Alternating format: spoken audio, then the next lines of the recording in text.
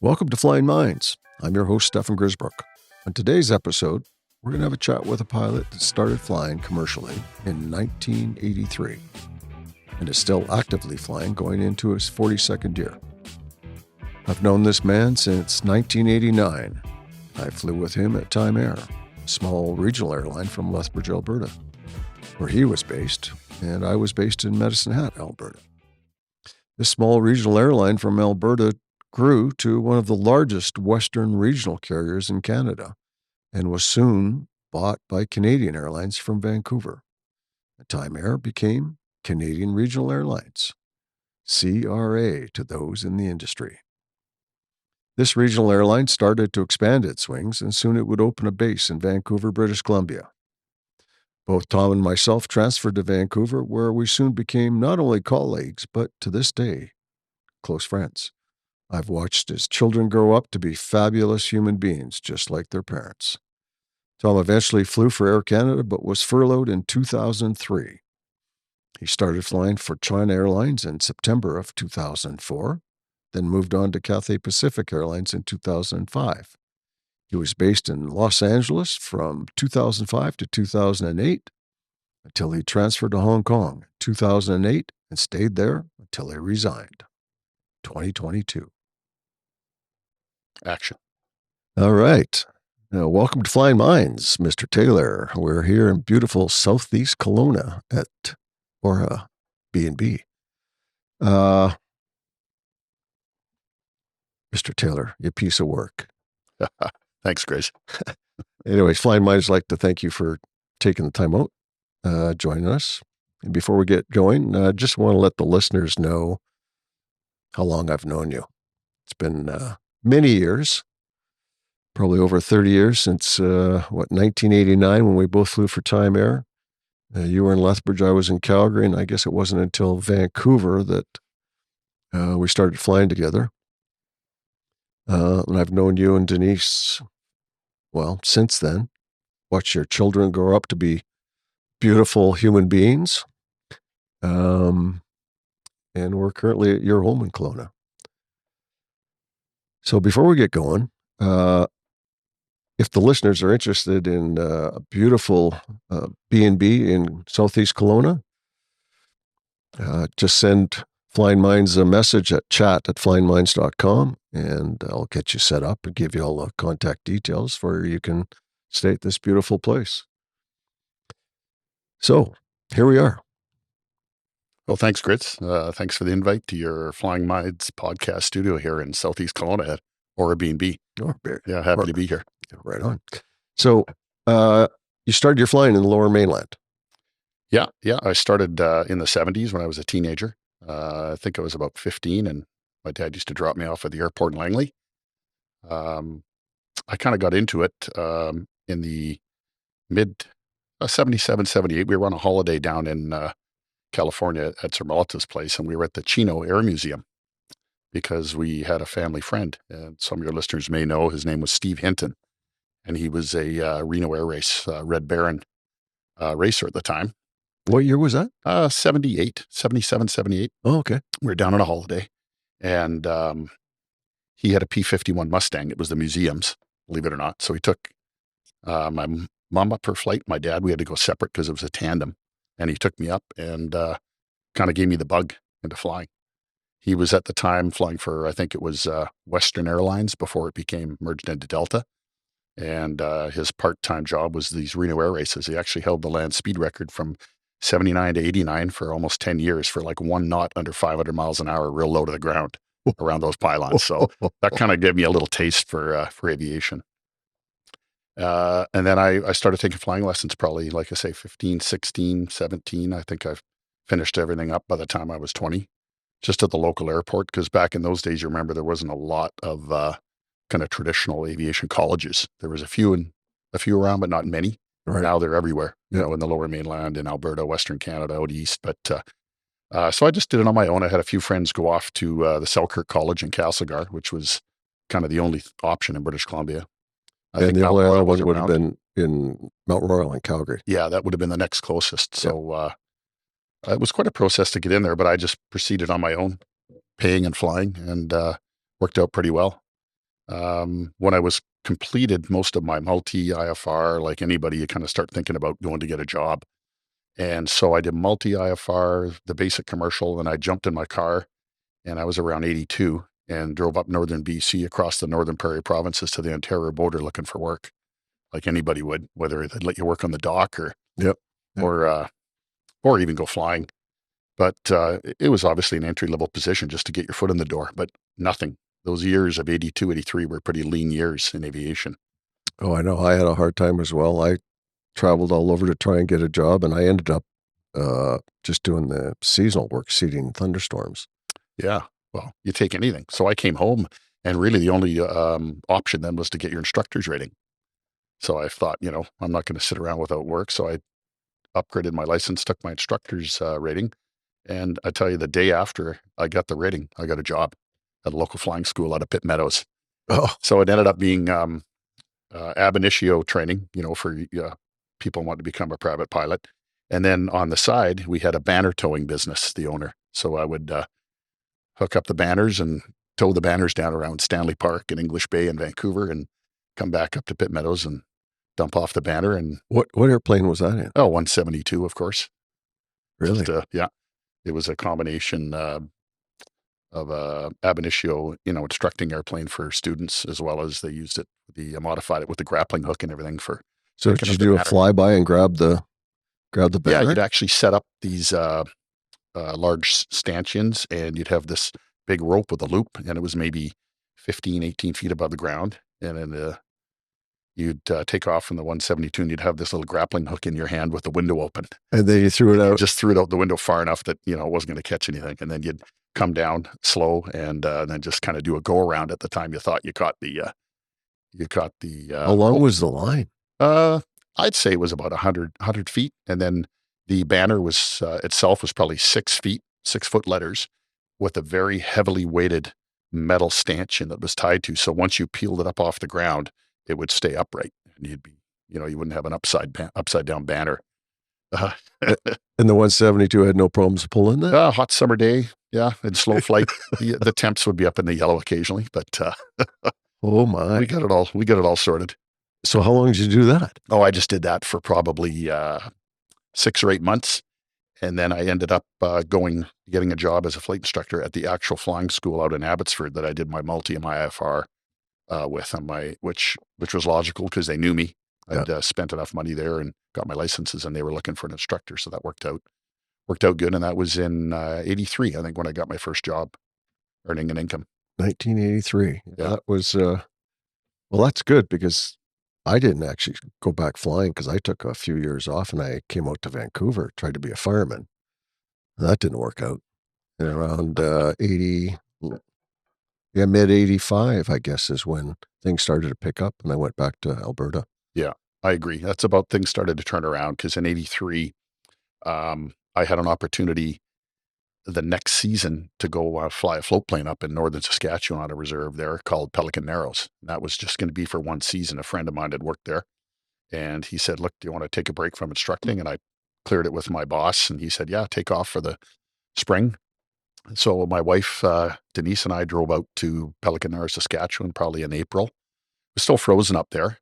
I got all checked out in Flin Flon, Manitoba, and then took the airplane out to Pelican Narrows, where I was going to be based. We had a little pilot shack there with a dock we'd park the airplane on, and we had avgas there. It was actually a little civil aviation water aerodrome on the map for tourists to pop in and get gas if they ever needed to on their way up north fishing and stuff. So sold the odd liter of gas here and there. Wow. Yeah. And how long did you do that? I just did that for a season. I did it from break up to freeze up.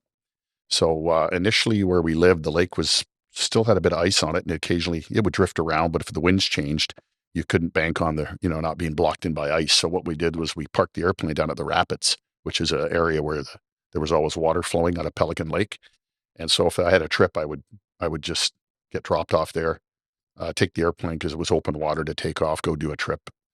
And you had to be careful. You didn't want to go too far north because most of the lakes were still frozen. Right. And then when I had to come back home, trip was over, I just kind of buzzed my pilot shack where my wife was. And by the time I went around, landed in the Narrows and tied the airplane up, she'd be up there in the car, and then we'd head back. And then very quickly the ice melted and we back to kind of normal operations. hauling fish and flying the dentist and the doctors around and picking up game from the local indigenous that were out hunting and bring it back into camp. And so it was a good way to build experience. And once the lakes froze over, they converted the airplane to skis. And at that point, I bugged out and went back to my instructing job in Abbotsford. Okay. So how long did you instruct in Abbotsford? It probably was totally about a year and a bit, year and a half, with that little break to go up north for 5 months or so. And then from there, I got a job at a airline in 1984-5 called Burrard Air, and they operated out of the South Terminal. And there was a real mix of aircraft there. We flew passengers, obviously, but we had single otter, piston otters, 185s, beavers, and I was strictly on the wheeled version at that time. I didn't want to get stuck in the float world, Yeah. VFR world. Yeah. So we went into Islanders, Chieftains, and then Metroliners. And that lasted till about 1987. And then unfortunately, the company had some maintenance issues and Transport Canada closed shop on them. So there was about 30 pilots all looking for work. And I think most guys spread all the way from the West Coast out to Toronto for work. So Air BC was around at that time. So some guys probably went to Air BC. Yeah. Air BC was like you say, they were a Air Canada connector, right? So that was a popular place to go. I ended up going to a cargo operation with a few guys, and we flew north-south FedEx cargo in these Metroliners that were set up for cargo only. I did that for about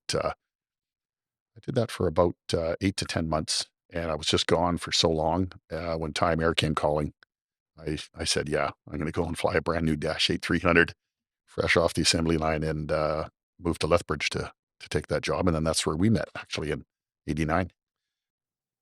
So 89, when was Matt born? He was born in 89. Yeah, so that's right. Just was born, stayed home, the wife, and she lived at her parents' while we looked to get a house in Lethbridge and got all set up there.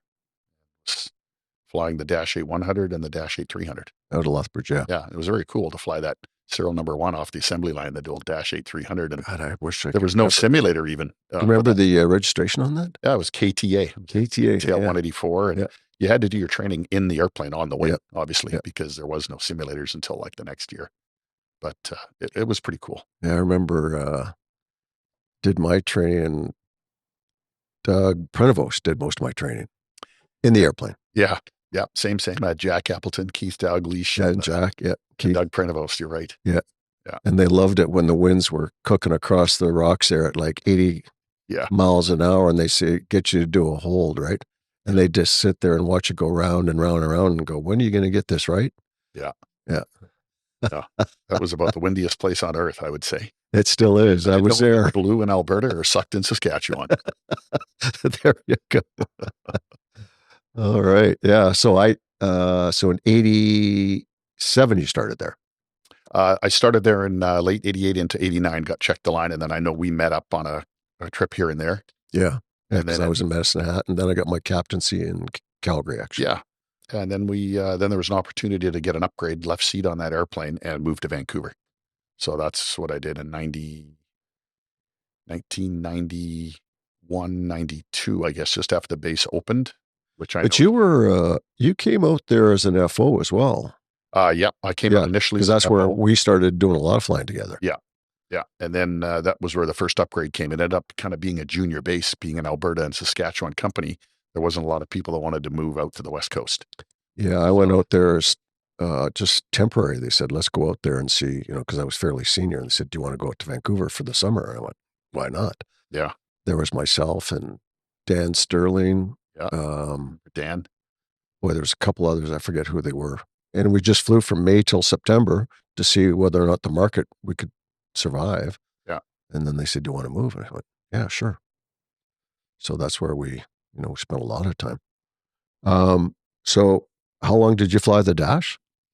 I flew the Dash 8 from 89, I think, until about 1994. And then there was a merger at our airline, which you probably remember. Which became Time Air. There was 3 airlines out in the Toronto area: Frontier, Ontario Express, and Canadian Partner all merged, and that became Canadian Regional Airlines. That's right. Yeah. And later on, Air Atlantic came into Came the in. fold. Air Quebec as well. Yeah, that's right. And that's kind of when the two airlines, Canadian or CP and Air Canada, kind of divided the country. There was Team Red and Team Blue. Yeah. And at that point in time, there was also a furlough. So there was a merge, and then there was an immediate layoff of 100 and some odd pilots, I do remember. And that point in time, I got bumped off of my airplane onto the Shorts 360. And I flew that for about 14 months. Oh, I didn't know that. Yeah. So they had a couple of Shorts 360s. And that was in 94, 95? Yeah, that was 94, 95. And then kind of things turned around again. They recalled all of our furloughed pilots, and an F-28 captain position came available in Vancouver, so I took that. When did we go on strike? It was 94, wasn't Yeah, it? I think it was 94. Because I was living here in Kelowna. Yeah. Yeah, Shelley and I moved into Kelowna from Vancouver because it was obviously cheaper, commuted to Vancouver. Yeah. And I remember we went on strike there. Tim Morgan, he still has the strike sign. He's got it up in his office at the hangar in Yeah. I do remember those days. It was like 3 weeks of your life you wish you didn't have to participate in. But yeah, we were out there carrying a picket sign at the Vancouver International Airport. Yeah. And I remember were that. high. I remember out in Alberta, you guys were picketing at airports other than where you were based on purpose, like they would move you around. Well, I actually walked a picket sign here in Kelowna. Oh, okay, yeah. And then I went out to Vancouver and walked out there for a bit too. Yeah. Yeah, Kelowna wasn't really a base then, correct? But you lived here and commuted. I commuted, yeah. Yeah, that's right. Yeah. So picketing in Kelowna, you could, picket at 8 in the morning till 11 and then go hit the lake by noon, right? It was kind of nice. Yeah. Yeah. So in 1995 is when Shelley and I moved to Calgary. And I moved on to the F-28. And then we kind of lost track of each other. Well, you were out in Vancouver, I was in Calgary, and then I became the ACP on the F-28 and spent a lot of time. We did almost a year, I guess, in the simulator in France. And then Peter bought that simulator and moved it to Toronto. So I spent most of my time commuting to Toronto in the simulator. So yeah, that's right. Because you became an ACP. I remember doing the odd trip with you on the Dash 8. And then you actually, my sim training occurred in Toronto. And then I remember late one night, we had to wait for the airplane to come into Regina at 1 in the morning. And we had to go up and do our 3 takeoffs and landings. And you checked me out on that airplane. The first night we got scrubbed because it was winter. And the winds were so strong out of the west, the runway friction index were too low to us even to go out flying. Oh, yeah. So then the next night we went out, airplane came in, and we're out there boring holes in the sky from about 2 to 3 in the morning, and then back to the hotel. And then I was checked the line, and I spent only about a year and a half on the F-28, not too long. And then off I went to Canadian Airlines at the time on the flow through. What year was that? 1999. Okay, 99. Okay, that's when I would just put in my application to Japan Airlines. And yeah, so it was Japan Airlines. So I went to JAL in 2000. Yeah, that's right. We missed you when you left in 99. I remember I did that interview process as well down in California, and then went out to Japan to do that.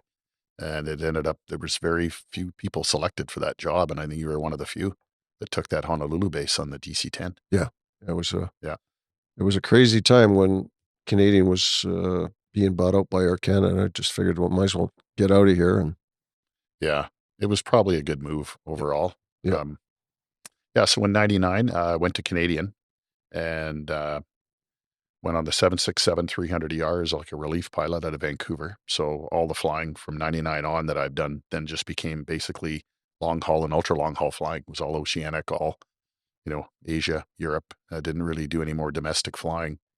And about a year into that, that's when the Air Canada merger happened, and they painted the airplanes red. My life really never changed. Just a different color airplane. Managed to stay in Vancouver. You probably remember the merger. I think at the time, they just took the Canadian Airlines Canadian Airlines seniority list and just kind of stapled us to the bottom, obviously, of the Air Canada list. And that took about 3 years to kind of get sorted out. Did that start in 91? No, the merger of CP, Board Air, and PW was in 87. It became Canadian. And then in 99 was the Air Canada merger. Oh, right. Yeah. Sorry, Yeah. And then So in 2000, I was gone. Yeah. And then the full merger happened in the early 2000, right? Yep, exactly. And then we became one big happy family at Air Canada. There you go. Yeah. So anyway, it was good flying. The airline expanded a lot more destinations in the Southeast Asia, the South Pacific, Australia, and it worked out timing wise pretty good because as I was doing my flying in the winter months, I would be going down to Australia, and we would stop in Honolulu, and that's where you were based. Yep. So we'd hook up on a layover on the way down to either Melbourne or Sydney, and a layover on the way back. Yep. It was actually pretty fun. Yeah, it was interesting times for sure. Yeah. Um, you spent how many years at Canadian Regional, Time Air Canadian Regional, Air Canada? Uh, what point did you decide maybe it's time to move on? Um, I think after the merger, the dust settled for a little while. The seniority kind of was a big battle for a few years, but then they had a downturn, and Air Canada actually laid off about 170 or 180 pilots. So they offered some redundancies to people. There were volunteers. I think there was about 50 at the time that went back to military jobs with the promise of coming back to Air Canada, obviously, being recalled. But the military, That was when? that was in about 2003. Okay. So during that time, the military wanted, experienced people back in the military fold, and they negotiated a deal with Air Canada and the Pilot Association that they could have these 50 pilot crew members for 5 years because they didn't want them just to come for a year and then leave. They were going to put training into them. So they stayed for 5 years, a lot of them. And during those 5 years, they continued to accrue their seniority and their pay scales. It was a very, very good deal, lucrative for them anyway. And then they all came back to Air Canada, but by then I had left. So I ended up with a small furlough for about a year. And during that year, I just kind of stepped back from aviation, and I didn't fly for a full year. I just stayed home. We had a little acreage then out in Langley, and I worked at my buddy's pizza I parlor. was just going to say you were delivering pizzas, Yeah. weren't you? I worked at my buddy's pizza parlor, made some really nice pies, and did delivery. And I worked maybe 4 nights a week with him. And he was a really good buddy of mine from school. And it was kind of nice just to disconnect. And then after they started the recalls back, they were recalling us back to Air Canada on various, pieces of equipment and different bases. And at the time, there was a handful of Air Canada guys that had gone to China Airlines and were living in Taipei, flying a 747-400 passenger and a cargo. And I thought, yeah, I'd like an opportunity to go fly something bigger. And they were trying to convince me to come out that way. In the meantime, I'd done an interview with Cathay Pacific because I was entertaining leaving Canada. I went through the interview process. It took about 8 months, but I got through all the hoops, and they said, yeah, you're hired. But the problem was it took 6, 8 months to get into the operation. They were very, very methodical and slow in how they did their training in Hong Kong. So in the meantime, off I go to China Airlines in Taipei. Got checked out on the 747 and put about 6 or 7 months of flying in there with a bunch of older Air Canada, old layoff Air Canada fellas that all went back eventually to Air Canada. And then I just moved on across the South China Sea to Hong Kong and went to Cathay Pacific and left China Airlines. And you still lived in the Lower Mainland, or in Langley, right? Yep. I still lived down in the Langley, White Rock area for probably 25 years of my career, flying in Canada, and a good chunk of it when I was based in LA with Cathay Pacific on the 747-400 freighter for 3 years. And I didn't live in LA. I just managed to commute down there. And, so let's go from there into, so you've went to China Airlines, you got hired by Cathay. Denise and the kids are living in the Lower Mainland. What's the challenges there? Must have been tough. Being gone isn't good. At that point, we had 3 young kids and lived on the acreage and had horses. So she had a pretty busy life. The Air Canada life was easy because it was 2-day trips at the most, maybe 3 2-day trips, and your month's done in 9 to 10, 11 days. Yeah. China Airlines was a little bit less conducive to family life because I was gone for about a month and a half training, and then I would go work 2.5, 3 weeks, come home for a week. So Denise was alone a lot on the farm, and then Cathay Pacific, they had about a 90-day training course. It's not as long as what you would have done at Japan. Yeah, we were 6 months. we were 11 months that time. 11 months by the time you get checked aligned. Yep. So I was just a hair over 3 months.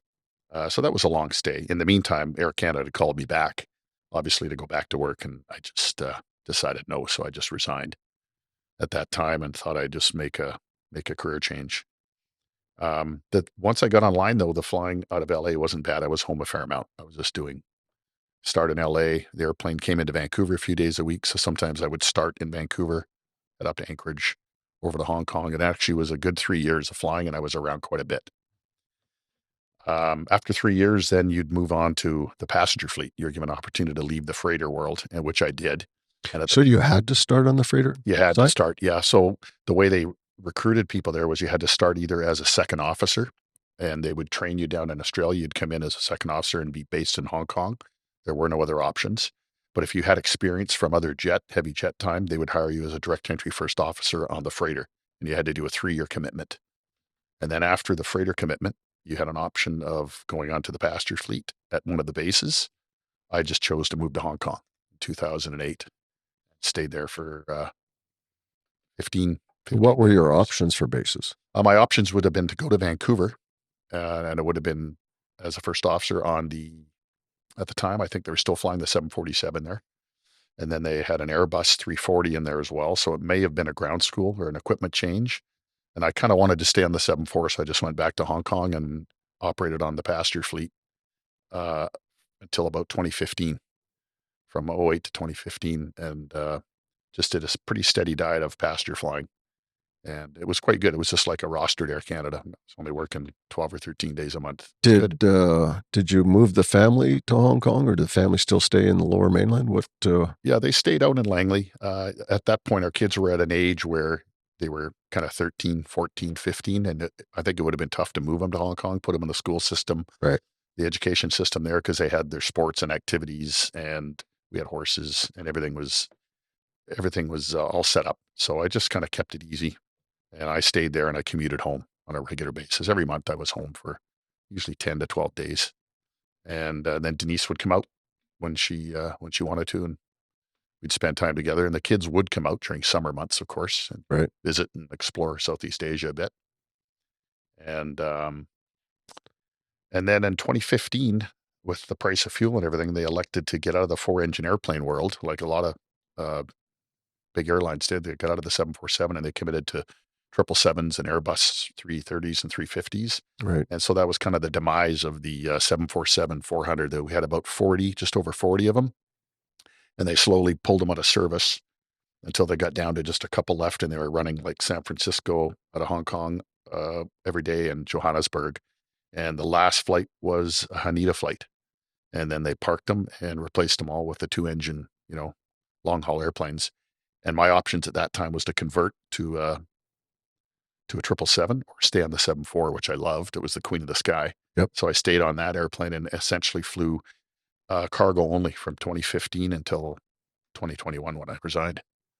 So they took the 74 out of the passenger section. Yep. Replaced it with the 2-engine Yep. heavies. Yep. And you went to the 74 cargo. Was that the 400? Yeah, That it was would have been the 400. 400. Yeah, they were all 400s. They were Rolls-Royce equipped airplanes. And the freighter world was still going gangbusters. So we had about 21 freighters, and they were made up of production 747 freighters. They were made up of converted 747 passenger airplanes to freighters, as well as production ERF, extended range freighter 400s. And then they purchased 8 of the 747-8 freighters from Boeing, all brand new. And they were kind of state-of-the-art electronic checklist stuff, but they were real heavy lift airplanes. And yeah, I'm glad I stayed on the freighter. Actually, it was a pretty relaxed. So it was 2015 you went on to the freighter then? Yep. Okay. Yeah, because I flew the freighter for GEL, but that was just 1 year, and then GEL got out of the freight business as well. I do remember that because we occasionally would hook up in Anchorage, Alaska. Yeah. And you were down at the Captain Cook Hotel. We were up at the old Sheraton for The Captain like Cook. a million years. And then the great financial crisis hit. I remember that. And yeah, GEL just kind of parked all their cargo operations, didn't they? Well, what I understood was they got rid of all their cargo operations and sold everything other than JFK. They had they had issues trying to sell that operation out of JFK, so they kept that. Hmm. Any of my buddies that were there, maybe they could clue me in, send me a message at chat@flyingminds.com because I don't remember. Yeah. And then I went back and off the freighter, I went back to Honolulu, flew passengers Yeah, that's right. On the 747, on the right? 74. Yeah. Yep. Yeah, that was a nice transition from the DC-10 to the 747 for sure. Well, I went the DC-10 passenger to the 747 freighter out of LA. Oh, right. Yes. Yeah, I remember that. Yeah, and commuted. So we'd moved out of back from Hawaii back to Canada, and then I commuted to LA on the freighter, and then they got rid of all of that, and then I had to commute to Honolulu to fly the passengers. So it was Yes. that was a tough commute. Yeah, I do remember that. Yeah, that was mostly it's good memories for me because on those layovers I was doing when I was at Canadian Air Canada, it was a really awesome break to be able to hit the hotel and then jump on the bus the next morning, bright and early, up through the Pali Tunnel to Yeah. where you lived in Kailua and go spend the day on the beach Yeah, with the kids swimming, or we'd take our golf clubs and head up to Ko'olau and Ko'olau. play golf. Yeah, I think it's called the Royal Hawaiian now. Okay, yeah, It's still there. I yeah. think it's called the Royal Hawaiian Golf Course or Club or It was a great well, course. And yeah. the price point was excellent. Golfing with a local, you got the Kamina rate. Do they call that? Or It was Kamaina. yeah. My yearly dues was $25. Oh my gosh. Yeah. No, I bought a membership for $100, and then it cost me $25 to golf. Yeah, and I think I remember paying that as well, and that Yeah. included our golf cart with a GPS and Yeah. a bag of balls because it was a treacherous course hitting over ravines, and it was good times. It's the memories on the layovers a lot of time when you can time a layover with, doing something great like going golf and going hiking, good food. Yeah. You always kind of look forward to it, and it helps you get over the jet lag pretty quick if you can just jump right into an activity right the next day. That was one of the things that I think really helped my jet lag was when I got home, to Honolulu, drive over to Kailua where we lived. I'd go spend an hour in the ocean, Yeah. and that salt water seemed to rehydrate me, and it really helped with the jet lag. I'd go have a nap, and then I was good didn't really seem to bother me. That brings you back into your life a lot quicker. I mean, I was the same way. I'd get home and I'd be 16 hours off in the fall and 15 hours off Hong Kong in the summer months during daylight saving time. And yeah, I'd get back to the farm and Denise had put a shit fork in my hand and I would just step back into my life. And Clean then out that the night bar when I and slept, it was more of a coma. It wasn't really asleep, right? You didn't know if you're going to wake up. Yeah. Oh boy. So you were at Cathay how many years? I was at Cathay for about 16 years total. Um, lived in Asia since '08 until kind of COVID came on. The pandemic kind of decimated the airline industry as well, right? We had the 9/11 and we had the great financial crisis, and then they had kind of a little mini Asian crisis, and then the pandemic really did a number on a lot of aviators, as we all know, right? Let's Tough. let's stop there. Let's take a break. We're going to take a break and talk a little bit more about the pandemic with Mr. Taylor. We'll be right back. Thank you, everyone, for listening to Flying Minds. If you liked what you heard today, send me a message to chat@flyingminds.com, or you can view our website at flyingminds.com. All right, here we are back with Flying Minds. My guest today is Tom Taylor, whom I've known for well over 30 years, both aviators. Tom has got quite a great story of his years flying at Cathay Pacific, and we may have to make this podcast episode a part 2 because we're going to have to get into our years as we reconnected with flying at Lynx Air. But we're going to get back into discussing the challenges that Tom had during COVID, flying for Cathay Pacific, and how it affected his family as well. So welcome back. Here we are. Hey, thanks. Great to be back after the short break. Yeah, my experience over in Hong Kong was probably maybe a little different than other parts of the world during the COVID pandemic. During the latter years, 2017, 18, 19, my wife used to come over to Hong Kong quite a bit. The kids would come over and holiday. But as we rolled into 2019, there was a changing of the guard there. You've probably heard about the national security law that Beijing marched into Hong Kong and essentially kind of crushed the government and took over. There were riots kind of almost steady for a year. University students and people were losing their free speech. And that was a real shock for the Cantonese people, because at the time it was two countries, one system, and they respected the special administrative region of Hong Kong being an ex-British ruled country. They weren't supposed to come in and hand the country back over until 2047. So 2019 is a little earlier than 2047. No kidding. It was, I mean, they didn't roll the tanks in there, but they oppressed the people severely. It changed Hong Kong completely. Young people were out riding. They called it the Yellow Umbrella uprising in Hong Kong. And we even lost employees at Cathay Pacific. Our CEO had to step down. Our commercial director had to step down. We lost employees. We had probably about 10 pilots sacked, and maybe in the 50s or 60s of cabin crew, because their social media was being monitored by Beijing, and people on Facebook were, putting their displeasure with Beijing. And Beijing came in and put pressure on Cathay, threatened them with no overfly rights into China. They would have broke Dragon Air, which was our domestic airline that flew into Asia. And so as an appeasement, they had to step down and fire people. Excuse me. And after that, that was like the shot across the bow to get people's attention. And we realized there was a real change in Hong Kong. It was no longer the Queen, the British rule of law. It was, they arrested newspaper editors there and publishers of the free speech newspaper.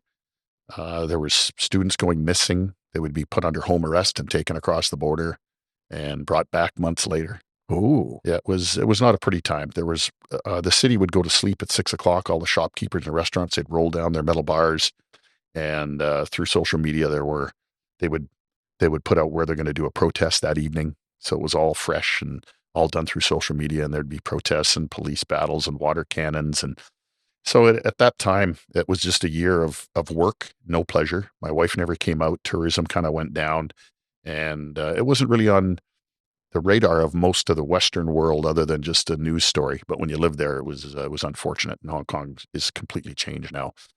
So that was a bit of a death nail. And then we rolled into 2020, and the pandemic came along, and that essentially was the final stake in Hong Kong and also Cathay Pacific.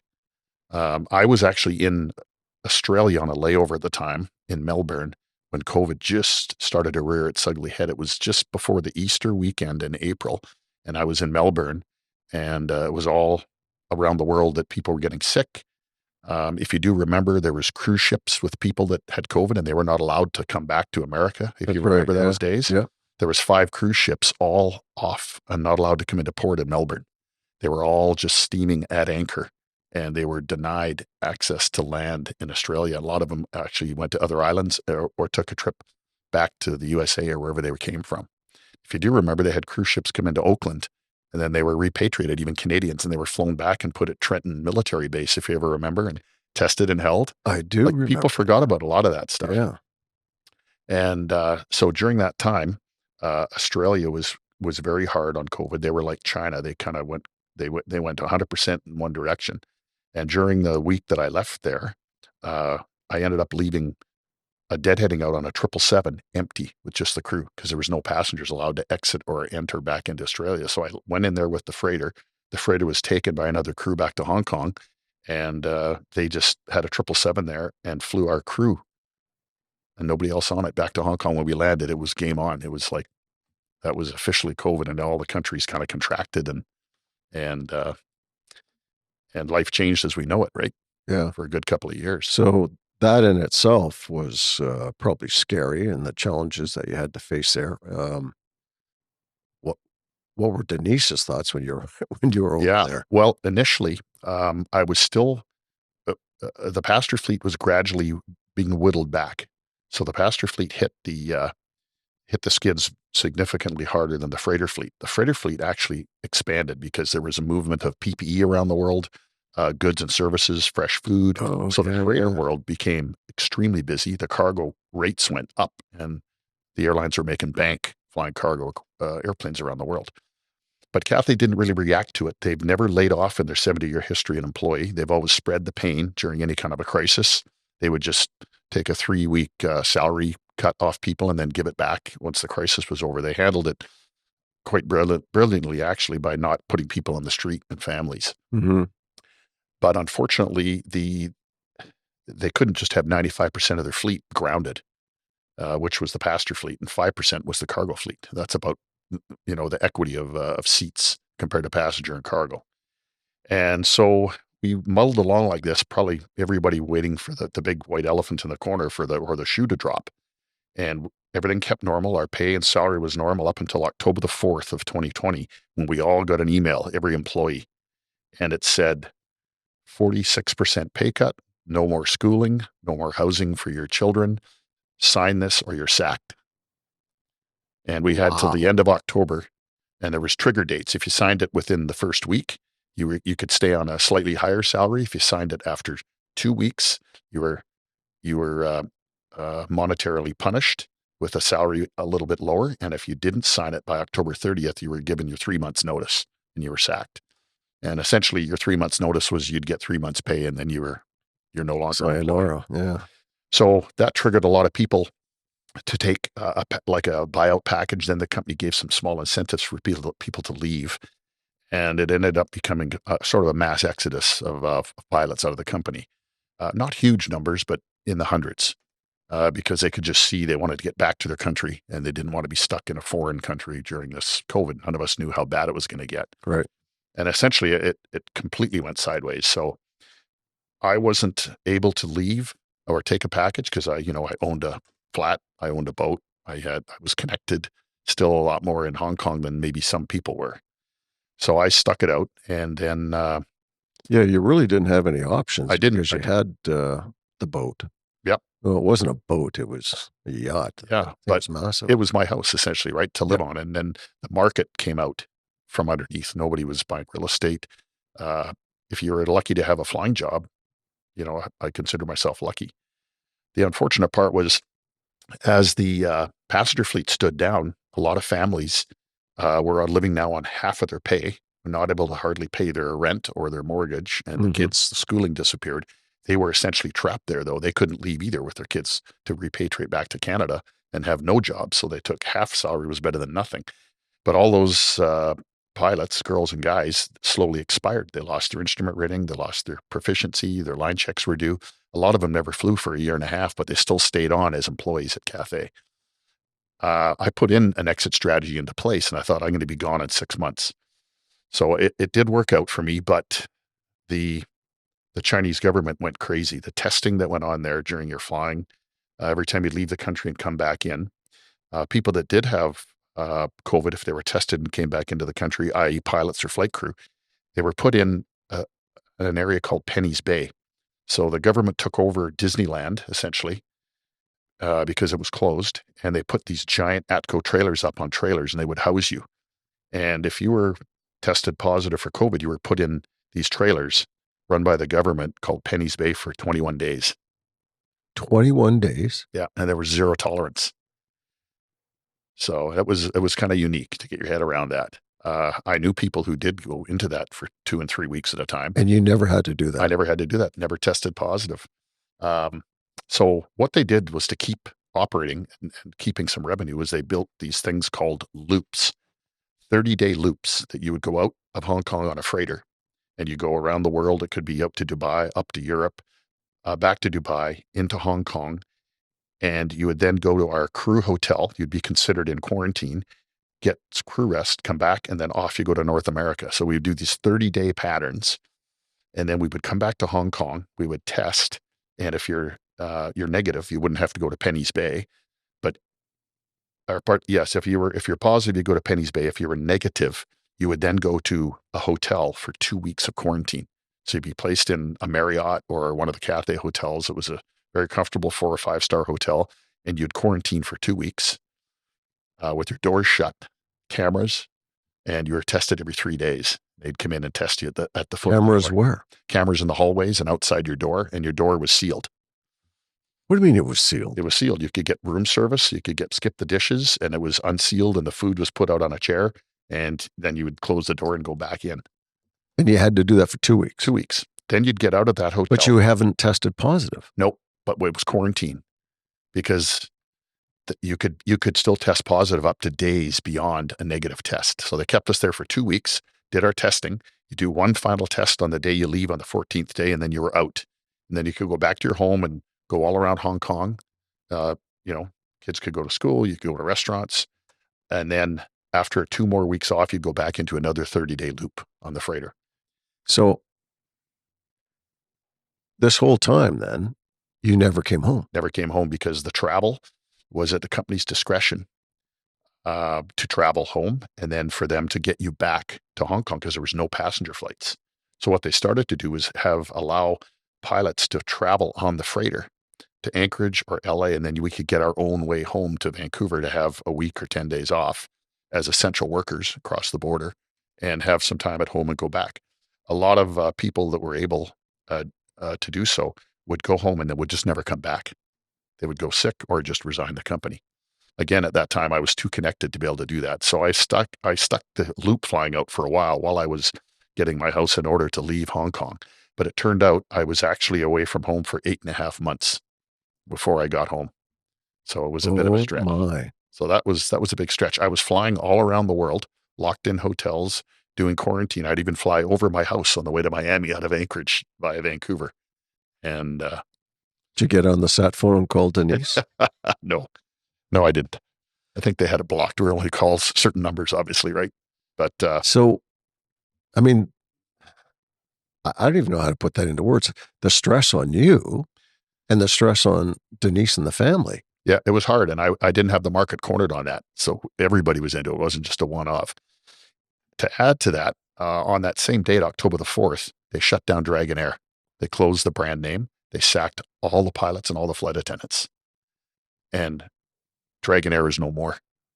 So they took the opportunity to close them completely because all their flying was in Asia, and there was zero flying going on with passengers. Do you think that was a planned shutdown? Like, did they do it? Did they want to do that?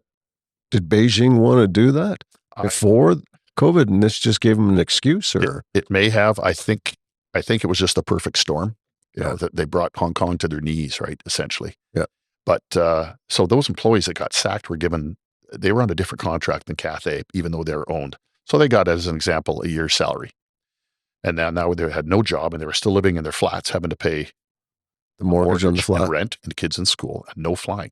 So now they wanted to get out of Hong Kong and repatriate home. Yeah. So during that whole repatriation time out of Hong Kong, you really couldn't repatriate because Australia was letting 200 people a month only into Australia to repatriate all their citizens from around the world.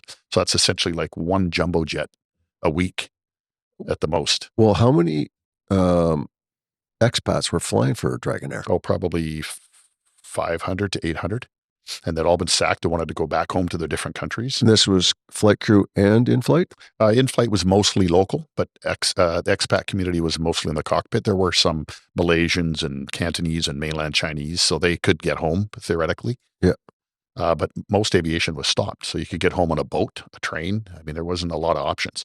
But Australia, unfortunately, if you wanted to move your family home to Australia, you couldn't get a container to move all your personal effects down to Australia because there was a shortage of them because they're all being used for moving cargo on the container ships around the world with PPE and food and goods. Okay. Aviation freighters were flying like crazy. So there were some people that were still stuck 6-8 months on top of the 6-8 months of COVID and didn't get home to their families. 6-7-year-old kids, and they weren't home for a year, these Australians and Kiwis. And so I felt kind of blessed being able to come back to North America, get on the time zone and still FaceTime and talk to your kids, talk to your wife and interact. Yeah, because you would fly to Miami or Chicago. Yeah, Chicago and LA. And the funny thing is that the Hong Kong pilots, we would come to North America. We would be flying with American other crews that were based in Chicago, Miami, LA. We would get to the hotel and they could just get in their car and go home or go golfing or go to the gym. We got locked in our hotels, whether we're in Guadalajara or Miami or New York. And because you came from Hong Kong? Because we came from Hong Kong and we had to honor those Hong Kong special administrative region rules. We couldn't break them. We had to be locked in hotels. And so Well, that must have sucked. it wasn't pretty. But what we did do as a strategy was most guys, before we go back to Hong Kong, we'd end up in Anchorage, Alaska. So everybody was buying their own test kits. So we'd travel with 6 or 8 little test kits. And before our last trip home after our 30-day pattern to Hong Kong, everybody would test in the hotel. So if you could find out in 15 minutes. So if you were positive, you wouldn't board that flight to Hong Kong. You would book off sick at the Sheraton because otherwise there was a 3-week 1-star stay at Penny's Bay. Oh, no. And so I never did test positive. I was very lucky. My exit strategy came into place in probably June of 2021, where I had got all my ducks in a row to leave, and I had my 42 days of leave all in a row. So I was on my last trip, got back into Hong Kong. Hang on a sec. So you had planned to have that 45 days. So you planned that 45 I planned days. that planned my 42 days of leave and then a couple of extra days that I had starting on June the 15th, I think it was, until almost the end of July. So have leave and come back to, it's the only way we were allowed to leave is if we had our annual leave. And you had more than. So do you think the scheduling group knew what you were doing? I don't think they did, because people would save their holidays and go up and not come back. But my plan was initially to probably go back and repatriate. Right. So I did come home. I went on to my leave. There were other crew members that used that strategy and didn't come back. They knew they were going to quit immediately. So if I can just segue to another point, pilots were still going to Hong Kong because during this COVID operation, Cathay shut down all their bases around the world and circled the wagons. And if you wanted to retain your job, if you were based in LA, Vancouver, Toronto, Australia, we had bases in Paris, we had bases in Amsterdam, we had bases all over in London. You were offered to come to Hong Kong to keep your job at these new working conditions, or you could leave the company. So a lot of people did go back to Hong Kong because it was still a job. Right. And at that time, they were short of pilots on the freighter, so they were converting typically by seniority and trainers off of other fleets of passenger airplanes and putting them onto the freighter so they could be more resilient and fly the freighter more often, like essentially 24 hours. So when you did repatriate to Hong Kong, you had to do 2 weeks quarantine. I don't know if that happened in Canada very much. So if you wanted to move to Hong Kong, the company would then put you up 2 weeks of quarantine, and you would get your work visas, get everything into order, and then get trained and go onto the line and fly. It would take months. Right. At the time, I do know a friend of ours, Mike Christian, was living in Hong Kong at the same time, and he was preparing to move to Hong Kong, and he brought his wife over. And she came to Hong Kong, and she had to quarantine at her own expense for 2 weeks. The Hong Kong government was making, if people came to Hong Kong, they had to pay at their own expense 2 weeks in a hotel. And they didn't know that before they knew that. They knew that. So you had to budget that, but they just changed the rules one day. And so there were certain hotels that were approved to be quarantine hotels, and a lot of them weren't really good quality hotels. So you're stuck. This wasn't Penny's Bay, though, was it? No. This was just a 2-week quarantine because you weren't testing positive now. You were just quarantining for 2 weeks, and then you'd go back into the general public. So during that time, people did have holidays, and they would come back and they'd have a 2-3 weeks holidays. But the funny thing was, to come to Canada, you needed to come to Canada to do a 1-week quarantine, if you remember that, then have your holidays, and then go back to Hong Kong and budget in enough of your holidays to pay for your own 2-week quarantine there. So essentially you needed 3 weeks of your holidays just to quarantine in the country you're visiting, and then going back to Hong Kong, and then your holidays were only whatever's left over. So it was almost untenable to be able to do that. No kidding. So I had my stretch of holidays. I came home. I knowingly knew that I had a cataract developing in my eye, and I had been tested in Hong Kong, and so that was my ticket to stay out of Hong Kong a little bit longer. I used my 42 days of holidays up, and then I called in the day before, and I went to my doctor here, and she diagnosed me with a cataract, and that immediately made me unfit for duty. I lost my medical. And so then I got the surgery done here on my eye maybe 2 months after that. So I've extended my stay even longer. So you lost your medical. That gave you an excuse to not have to go back. So you went on med leave then? I went on medical leave. So short-term disability? I just went on straight pay for a while. Yeah. Their medical system was quite easy there. And then after 4 months, you go on to half pay. So it was half of the half again. So anyway, I went to my doctor, sorted it out, got the lens put in. Once I got the lens put in, I did it through a private operation. The company paid for it. The company paid $2,500 for the surgery. And then I was unfit for 9 weeks because according to their medical department, I need to have 9 weeks from the day of my surgery before I can return to duty. So I really milked it for about 4.5 to 5 months of sick time, right into December of 2021. And then I realized that I don't think I'm going to go back. And so I called and I resigned with my 3 months notice. And then I called them a week later and say, do I really need to give you 3 months notice? I'm willing to go at the end of the month. And they said, yeah, you're done. We'll accept your resignation effective December 31st, 2021. Did you have a pension or? I had to strategically get everything in place, made sure I got my lifetime benefits through the HR, my travel benefits. My pension was going to be, paid out to me. There was some, I think they're no different than anybody retiring at any job. Obviously, you just have to make sure certain things fall into place. And so then, you did some due diligence before you pulled that one off. Yeah, it was a little bit of work, but I was happy to be home. I never realized for the 5.5 months I was home and not working, how awesome it was to not be jet lagged and not have to be worried about your next long haul trip. And it was great. Denise must have just went, wow. Yeah. He's home. Yeah, I'm home. Every day. Yeah, it worked out good. And then, of course, I stayed out of work for a while until the next chapter of our life came to be. That's where you and I reconnected and started flying together. Yeah. So we can either go into that or we can save that for another time. Well, you know what? Like to do. I think this is a pretty good time to maybe stop here, and we'll plan a part 2 with Mr. Tom Taylor, where we actually talk about the next journey of our aviation career. That's another good story. But so why don't we stop there, Tom? Thank you for taking the time here to join us at Flying Myndz. And we'll schedule another time where we can get you back in here and start off where the end of 2021 goes to where we are now in March of 2025. Hey, that sounds great. Thanks for having me, Grizz. All right. And everybody out at listening to this, if you like what you heard today, send us a message to chat@flyingminds.com. Or if you have some topics or somebody you'd like to come on board, send us a message. Thanks for listening.